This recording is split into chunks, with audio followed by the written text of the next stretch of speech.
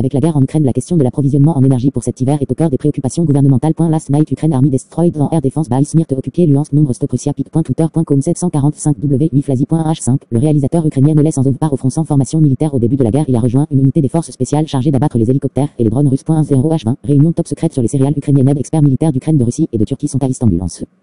Moment 8h19, les forces russes à l'assaut des petites villes d'Ukraine dans le Donbass. Les forces russes se concentreront probablement sur la prise de plusieurs petites villes au cours de la semaine à venir, estime le ministère de la Défense britannique dans son analyse quotidienne de la guerre en Ukraine, qui ajoute que Moscou a probablement Sloviansk et Kramatorsk en ligne de mire. 7h25, la Russie a ouvert une enquête criminelle contre l'opposant Ilya Yashin. L'autorité russe ont ouvert une enquête criminelle contre Ilya Yashin, l'une des dernières figures de l'opposition à n'être pas en exil ou condamné à une longue peine de prison, a annoncé mardi son avocat. Ilya Yashin, âgé de 39 ans, a été condamné le 28e juin à 15 jours de détention pour désobéissance envers la police, accusation qu'il a jugée montée de toutes pièces, et se trouvait donc mardi encore en prison. Plus tard mardi, son avocat a déclaré, cité par les agences russes, que le motif de l'enquête pénale est que le 7 avril, Yashin a parlé en direct sur sa chaîne YouTube du meurtre de civils à Boutcha en Ukraine. Et la superstar de l'handball LeBron James a estimé mardi que les autorités américaines ne faisaient pas suffisamment d'efforts pour rapatrier Britney Greener, détenue en Russie depuis février pour possession de drogue. 6h39, la France prudente sur l'issue des discussions sur les céréales. Et cette rencontre annoncée mardi par le ministre turc de la Défense Hulusi Akar, puis confirmée par Moscou, et qui intervient dans un contexte de hausse mondiale des prix des denrées alimentaires. Nous sommes mobilisés et soutenons les efforts engagés par le secrétaire général des Nations Unies pour permettre l'exportation des céréales d'Ukraine par la voie maritime, a commenté Catherine Colonna mardi soir devant la Commission des Affaires étrangères de l'Assemblée nationale. Mais nous avons vu depuis quelques semaines que la Russie demandait condition sur condition à une telle réunion, donc je reste prudente, a ajouté la ministre. 6h33, le Brésil veut acheter tout ce qu'il pourra de diesel à la Russie. Le pays compte donc acheter autant de diesel qu'il pourra à la Russie malgré son invasion de l'Ukraine et les sanctions qui pèsent sur Moscou, a déclaré mardi à l'ONU le chef de la diplomatie brésilienne Carlos Alberto Franco França. Bonjour à toutes et à tous, bienvenue sur ce nouveau livre dédié à la guerre en Ukraine. L'Ukraine, un des principaux exportateurs mondiaux de blé entre autres denrées agricoles, a vu les exportations de sa production stoppées par l'offensive militaire de Moscou.